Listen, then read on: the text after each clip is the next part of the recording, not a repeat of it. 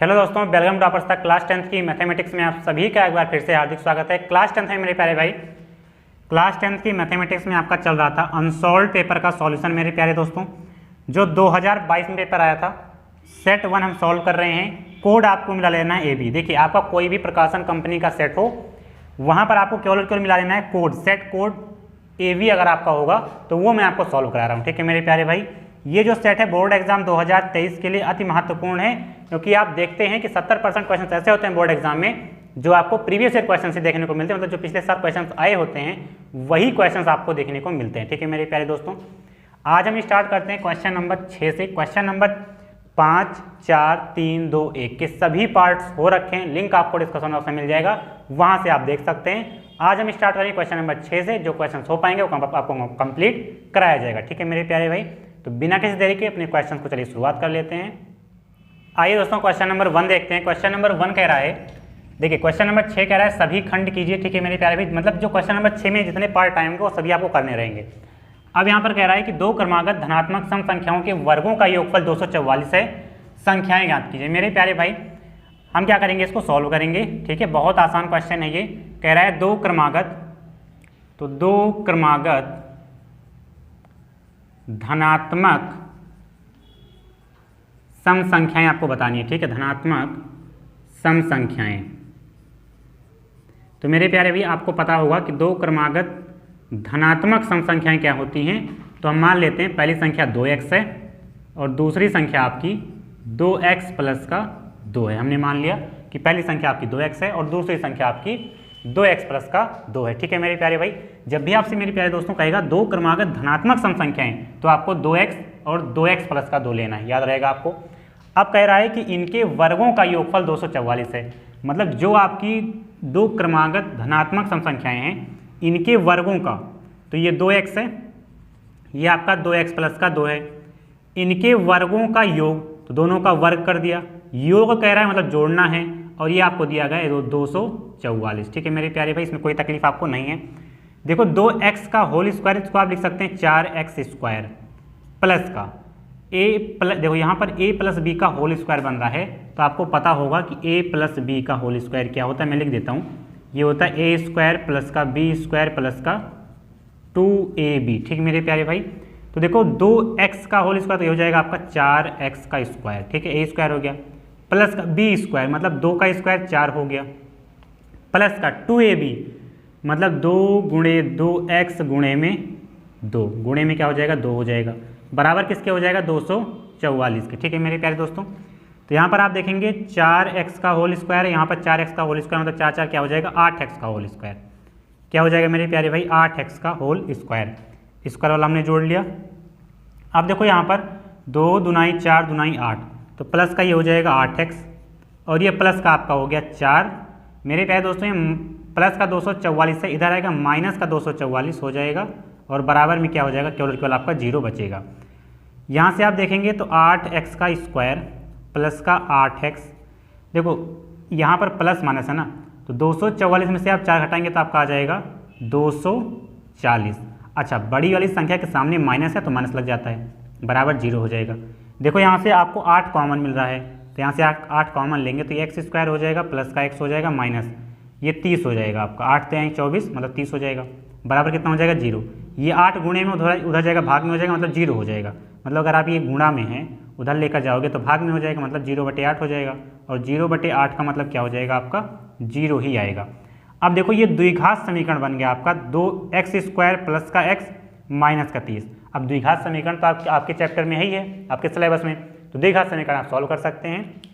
देखिए, आप चाहे कोई भी मेथड लगाएं, चाहे आप गुणनखंड विधि लगाएं, पूर्ण वर्ग बनाने की विधि लगाएं, चाहे सीधाचार फार्मूला लगाएं, तो यहाँ से हमको देखो 30 का फैक्टर हो रहा है। देखो कैसे, x स्क्वायर प्लस का अगर 6x और माइनस का 5x लिख दें और माइनस का 30, तो यहाँ से कोई दिक्कत नहीं है। देखो 6 पंजे 30, माइनस लगाया ना, प्लस माइनस में है तो 6 पंजे 30 माइनस का 30 आएगा भी। और अगर हम इसको जोड़ दें, प्लस का 6 माइनस का 5 जोड़ेंगे अगर, तो क्या आ जाएगा आपका प्लस का x आएगा, मतलब प्लस का 1 आएगा, कोई दिक्कत यहाँ पर नहीं है। अब यहाँ से आपको पता होगा कि दो का हम पेयर बना लेंगे। यहाँ से देखो x कॉमन मिल रहा है तो ये आपका x प्लस का 6 हो जाएगा। यहाँ से देखो -5 कॉमन मिल रहा है, माइनस का 5 ले लेंगे। यहाँ पर भी 5 6 30, x प्लस का 6 हो जाएगा बराबर 0। यहाँ पर देखो ये 2 बार आ रहा है तो एक बार हम लिख लेंगे x प्लस का 6 और यहाँ पर बचा आपका x और यहाँ पर बचा आपका माइनस का 5, ये बराबर किसके हो जाएगा 0। एक बार हम x प्लस 6 बराबर 0 करेंगे और एक बार हम x माइनस का 5 बराबर 0 करेंगे, ठीक बात है। तो यहाँ से देखो प्लस का 6 उधर जाएगा, माइनस का 6 हो जाएगा और यहाँ पर देखो माइनस का 5 उधर जाएगा, प्लस का 5 हो जाएगा। लेकिन मेरे प्यारे भी आपको संख्याएँ बतानी हैं और वो भी कैसी, वो भी आपको धनात्मक संख्याएं बतानी है। तो देखो ये x ऋणात्मक में है, ये अमान्य हो जाएगा, इसको हम नहीं लेंगे। हम x का मान केवल और केवल कौन सा लेंगे, x बराबर जो 5 आया है। तो यहाँ पर हमने वो संख्याएं माना था कि 2x और 2x प्लस का 2, तो यहाँ पर x की जगह आप 5 रखें। तो यहाँ पर जब आप 5 रखेंगे तो 2 गुणे 5 हो जाएगा, मतलब ये पहली संख्या आपकी 10 आ जाएगी। दूसरी संख्या की बात करेंगे तो 2 गुणे में ये 5 हो जाएगा और प्लस का 2 हो जाएगा। हम x की जगह 5 रख रहे हैं, ठीक है। तो यहाँ पर देखो 2 पंजे 10 और 10 2 12, तो पहली संख्या 10, दूसरी संख्या 12 और यही मेरे प्यारे भी आपका आंसर हो जाएगा। यही क्वेश्चन आपके पेपर में आया था, बहुत ज़्यादा इंपॉर्टेंट है।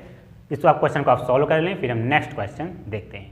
आइए दोस्तों क्वेश्चन नंबर दूसरा देख लेते हैं। कह रहा है कि दी गई आकृति में त्रिज्यखंड OACB 3.5 सेंटीमीटर त्रिज्या वाले वृत्त का केंद्र O है का चतुर्थांश है, ठीक है मेरे प्यारे भी। यदि OD 2 सेंटीमीटर तो छायांकित भाग का आपको क्षेत्रफल ज्ञात करना है, मतलब ये जो आपका शेडेड एरिया है इसका क्षेत्रफल आपको ज्ञात करना है। मेरे प्यारे भाई आप जानते हैं कि ये आपका y एक्सिस होता है, ये आपका x एक्सिस होता है। मैं आपको जो समझा रहा हूँ समझना है, अभी आपको क्वेश्चन क्लियर हो जाएगा, ठीक है। अगर मैं मान लो अगर मैं इस पर एक सर्किल बनाता हूँ ऐसे, तो आप जानते हैं कि ये जो आपका मूल बिंदु है, ये जो आपने x एक्सिस और y एक्सिस खींचा था, इसका मूल बिंदु क्या है, ये है आपका, ठीक है। और आप जानते हैं कि अगर मूल बिंदु ये है तो यही आपकी क्या हो जाएगी, सर्किल की त्रिज्या हो जाएगी, सर्किल का केंद्र हो जाएगा, सर्किल का क्या हो जाएगा, केंद्र हो जाएगा। और आप जानते हैं सर्किल के केंद्र से अगर हम परिधि तक की दूरी देखें, कहीं पर भी आप सर्किल के केंद्र से परिधि तक की दूरी अगर ऐसे एक लाइन खींच देते हैं तो क्या हो जाती है, आपकी त्रिज्या हो जाती है। ये सब क्या है, त्रिज्या, ये सब क्या है, त्रिज्या है आपकी, ठीक है मेरे प्यारे दोस्तों। ये सब क्या है, वृत्त की त्रिज्या है, सब त्रिज्या है। सर्किल के केंद्र से परिधि तक की दूरी मिला दो, वो त्रिज्या हो जाएगी, ठीक है। तो यहाँ पर आप देख पा रहे हैं कि ये जो आपका सर्किल का, देखो यहाँ पर कहा गया है कि वृत्त का केंद्र O, मतलब ये जो आपका केंद्र है वो O है। और आप जानते हैं ये क्या है, ये सर्किल का क्या परिधि है, ठीक है मेरे प्यारे भाई। तो यहाँ से यहाँ तक की दूरी क्या हो जाएगी, त्रिज्या ही हो जाएगी। क्योंकि केवल और केवल अगर आप देखेंगे सही से, तो अगर मैं इतना इरेज कर दूँ तो केवल और केवल आपको देखो ये सर्किल ही तो दिख रहा था, सर्किल का एक पार्ट, एक क्वाड्रेंट है। और आप जानते हैं सर्किल कितना होता है, सर्किल के 4 क्वाड्रेंट होते हैं। देखो यहाँ पर 1 हो जाएगा, ये 2 हो जाएगा, ये 3 हो जाएगा, चौथा क्वाड्रेंट हो जाएगा। तो यहाँ पर आपका जो डायग्राम दिया गया वो केवल और केवल एक शेप दिया गया कि केवल और केवल इतना दिया गया है। और आपसे पूछा केवल शेडेड एरिया का क्षेत्रफल आपको ज्ञात करना है, ठीक है। तो देखो अगर हम क्या करें, हम मान लेते हैं कि हम पूरे का क्षेत्रफल, मान लो हम क्या करें, अगर पूरे का क्षेत्रफल निकालें, एक वृत्त का क्षेत्रफल निकालें, तो वृत्त का क्षेत्रफल क्या होता है, πr², ठीक है। हम टोटल का क्षेत्रफल निकाल लें। और हालांकि मुझे एक ही पार्ट का चाहिए क्षेत्रफल, तो हम क्या करते हैं, अगर हम 4 से भाग कर देंगे, देखो हमने क्या किया, चारों पार्ट का क्षेत्रफल निकाला और हमको चाहिए केवल एक पार्ट का क्षेत्रफल। अगर हम 4 से भाग कर दें तो क्या हो जाएगा, एक पार्ट का क्षेत्रफल आ जाएगा। तो हम क्या करते हैं, हमें क्या चाहिए, हमें क्षेत्रफल। देखो शेडेड एरिया की बात बाद में होगी, पहले आप पूरा देखें, पूरे का क्षेत्रफल। अगर हम क्षेत्रफल निकालें किसका, ODACB का, और क्या कर दें, 1/4 गुणे वृत्त का क्षेत्रफल कर दें, 1/4 गुणे वृत्त का क्षेत्रफल कर दें, वृत्त का क्षेत्रफल, तो बात बन जाएगा जो मैंने आगे आपको बताया, ठीक है। वृत्त का क्षेत्रफल मतलब हम पूरे वृत्त का क्षेत्रफल निकालेंगे और 4 से भाग कर देंगे। तो यहाँ पर आप देख पाएंगे कि 1/4 तो ऐसे हो जाएगा। और वृत्त का क्षेत्रफल क्या होता है, आप जानते हैं πr² होता है। और मैंने आपको बताया कि वृत्त के केंद्र से परिधि तक की दूरी क्या होती है, त्रिज्या होती है। मतलब यहाँ पर r बराबर क्या दिया गया आपको, 3.5 सेंटीमीटर दिया गया है।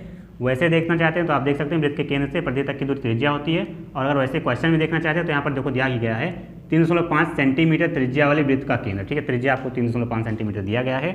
1/4 देखो पाई का मान आप रखते हैं 22/7 गुणे r आपका हो जाएगा 3.5, तो हो जाएगा 3.5 का होल स्क्वायर। अब इसको आपको कैलकुलेट करना है, कैसे कर पाएंगे, देखिए मैं आपको आसान सा तरीका ये बताता हूँ कि देखो कैसे कर पाएंगे। देखो ये 2 से कट रहा है, 2 दूनाई 4 और 2 11 22 हो जाएगा, ठीक है। तो यहाँ पर देखो 11 एकम क्या हो जाएगा, 11 हो जाएगा। नीचे क्या हो जाएगा आपका 7 दूनाई 14 हो जाएगा, हो गया। मेरे प्यारे दोस्तों यहाँ पर 3.5 दिया गया है। देखो कभी भी आपको अगर किसी संख्या के लास्ट में, दशमलव नहीं देखना, दशमलव बाद में देखेंगे, किसी भी संख्या के लास्ट में अगर 5 मिले और उसका स्क्वायर निकालो, तो आसान से ट्रिक ये है कि जो 5 मिल रहा है इसका स्क्वायर कर दो, कितना हो जाएगा 25, ठीक है।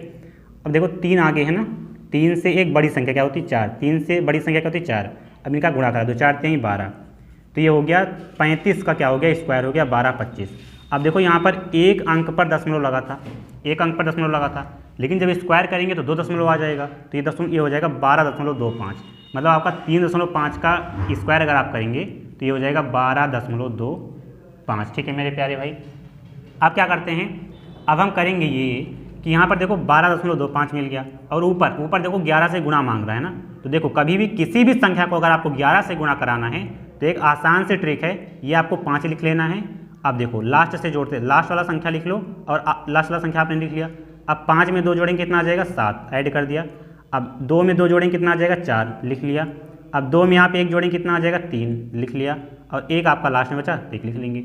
मतलब 12 अभी दशमलव नहीं देखेंगे, 12 25 का गुणा आप 11 में कराएंगे तो 13,475 आएगा, चाहे आप गुणा करके देख लें। 11 25 55, 11 दूना 22 5 27 2, 11 दूना 22 2 24 2, 11 1 11 2 13। ठीक है, अब 2 अंक पे दशमलव लगा था, 2 अंक पे दशमलव लगा देंगे, तो ये हो जाएगा आपका 134.75/14, ये हो जाएगा। अब इसको 14 से आप भाग कर दो, और जैसे आप भाग करना जानते हैं, 14 9 कितना हो जाएगा 100, कितना हो जाएगा आपका 126। ठीक है, तो ये 126 आ जाएगा। 4 यहाँ पर आ जाएगा 8, दशमलव लगाएंगे 7 उठाएंगे, 14 छंग 84 84 आ जाएगा। यहाँ पर आपका आ जाएगा 3, और 3 यहाँ पर 5 आ जाएगा, तो 14 दूना 28 लिख सकते हैं। 28 जोड़ेंगे तो कितना आ जाएगा, यहाँ पर 35 है, 28 घटाएंगे तो 7 आ जाएगा 70, 14 पंजे 70। ठीक है, तो ये आपका आ गया 9.625, ये आपका आ जाता है। ठीक है, अब देखो हालांकि हमने यहाँ पर क्वेश्चन क्या कह रहा है, क्वेश्चन का ये रहा है मेरे प्यारे भाई कि आपको छायांकित भाग का क्षेत्रफल निकालना, मतलब ये शेडेड एरिया का क्षेत्रफल निकाला है। आपने क्षेत्रफल निकाला किसका, ODACB का, टोटल का आपने क्षेत्रफल निकाल लिया है। ठीक है, अच्छा अब हम क्या करेंगे, हमने टोटल का क्षेत्रफल निकाला। देखो ये आपको एक समकोण त्रिभुज दिख रहा है ना, देखो यहाँ पर अगर मैं 90 बढ़ा दूँ तो ये केवल इतना देखो ODB अगर आप देखो तो ये एक समकोण त्रिभुज मिल रहा है। और समकोण त्रिभुज का क्षेत्रफल बहुत आसानी से आप निकाल सकते हैं। कैसे निकाल सकते हैं, मैं अगर समकोण त्रिभुज का क्षेत्रफल निकालना बताऊँ तो क्या होता है, देखो आपको निकालना किसका है, समकोण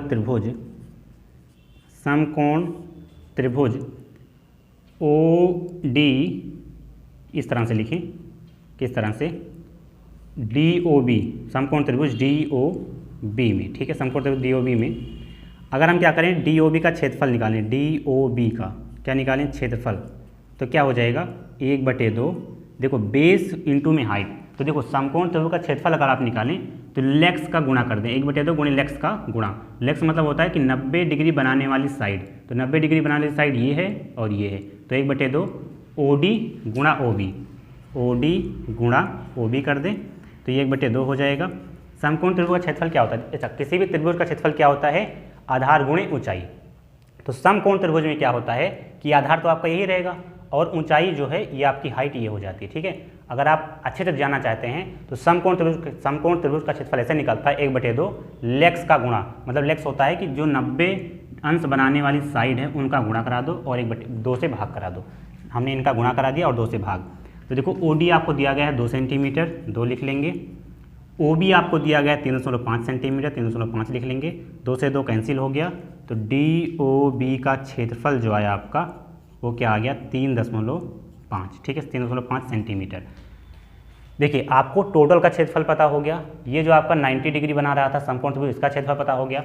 हम एक काम करते हैं, अगर टोटल में से ये वाला घटा दें तो केवल छायांकित भाग का क्षेत्रफल आपको पता चल जाएगा। हम टोटल में से अगर ये वाला घटा दें पार्ट तो छायांकित भाग का क्षेत्रफल आ जाएगा। तो हम क्या करते हैं, देखो हम करेंगे ये कि हमको क्षेत्रफल चाहिए किसका, हमको क्षेत्रफल चाहिए छायांकित भाग का, मतलब DACB का।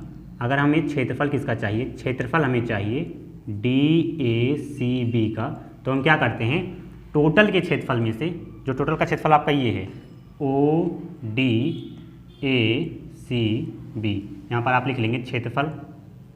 हम टोटल के क्षेत्रफल में से क्षेत्रफल ODACB में से अगर हम माइनस कर दें जो आपका समकोण त्रिभुज था DOB का क्षेत्रफल, किसका क्षेत्रफल, किसका मेरे प्यारे भाई DOB का, तो आप जानते हैं कि ODACB का क्षेत्रफल आपने निकाला 9.625 तो यहाँ से आपको क्षेत्रफल किसका मिलेगा, क्षेत्रफल आपको मिलेगा छायांकित भाग का, मतलब DACB का क्षेत्रफल आपको मिलेगा।